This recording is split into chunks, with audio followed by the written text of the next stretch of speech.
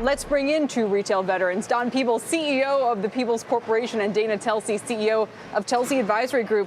It's good to see you both. Don, there's also, of course, a battle separately at American Apparel for control of that company. What do you think is happening with the board, having been familiar yourself with a few of, with boardroom setting? What do you think is the kind of conversation they're having about Chip trying to regain control right now? Well, you've got tug of war. You've got entrepreneurs or innovators, they're transformers. And then when you grow a company, it needs great management to grow it to the next level.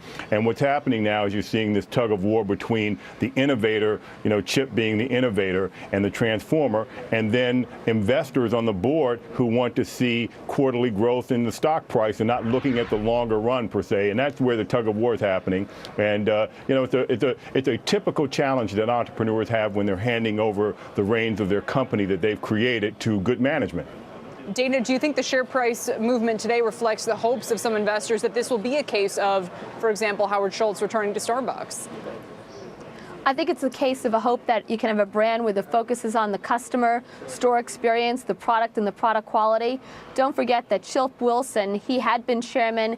His role was minimized to being a board member. Yes, he's the significant share owner, but what you really should focus on is what's the brand, what's the customer experience to allow the company to continue to grow both here and domestically. Because what made this company great is that focus on the quality of the product and the store experience. And Don, that's why I wonder how much of a distraction this will wind up being for a company that right now has to remake or restate its case to shoppers. Yeah, look, I think it's a good opportunity for the company to get its brand back on focus, as Dana said. I think a good example is look at what happened to Apple. When Steve Jobs built the company, then he went into retirement. The company kind of lost its way, lost its customer base. It wasn't an innovator anymore. And then Steve came back and built it into one of the greatest companies in the world, and one of the greatest companies the world will ever see. And now it's in a I'm sorry, go ahead. No, please finish the thought. No, and now Apple is set to continue to prosper and innovate without him. I'm sorry. Sorry, Don, what was that? I said Apple's position to innovate without him now. And that's, I think, in this case, Chip needs to get back into the company to get it back to focusing on his customer. Curious what you guys have to say about Lulu. Do either of you hold it? I don't yoga. Yeah. I'm not a yogi. I don't either. I don't have pants. I don't think you have to be into yoga necessarily to be a holder of this stock. I mean, innovation was the name of the game for Lululemon.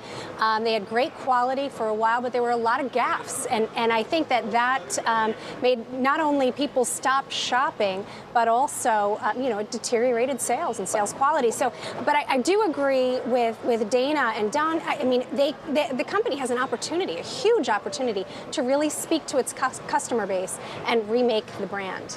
These are expensive brand name clothes. They don't cost, they're not cheap. Let's put it that way. And if you buy them, how many more pairs of yoga pants do you want to buy? I mean, what's the growth potential? If they really are that well made, I don't know where you would want to own 10 pairs of yoga pants. Especially if you stay in shape.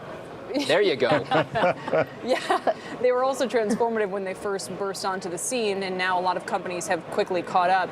Phil, do you guys like the name? We owned Lulu a couple of years ago. We have not been in the stock for the last year or so. The stock, has been cut in half, as some of the other panelists have said. Significant quality issues. There's been a lot of sort of saturation in the marketplace. Is Chip responsible for some of that? At some point, you've got to be able to separate, ego from the quality and success of the business and determine whether or not the stock is going to move up because of some private equity deal, or whether or not they're going to be able to sort of restore some mojo to the underlying zest of the business, if you will. No, that's exactly it, Kevin. A lot of people are looking for what kind of positioning Chip may be interested in as an independent player, as a potential takeover target.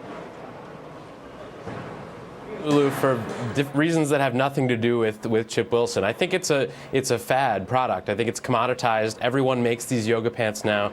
Lululemons aren't necessarily better than anyone else's. I mean, remember Jazzercise? Remember Pilates or P90X? Exercise in the gym market is a fad-driven market, and these things are going out of style. That's tough words. I mean, the black yoga pants, people wear them around these days. They're a new wardrobe staple. But the problem, I think, as you said, too much of a staple. You can find them anywhere. Thanks for now, guys. Don, Dana, really appreciate it.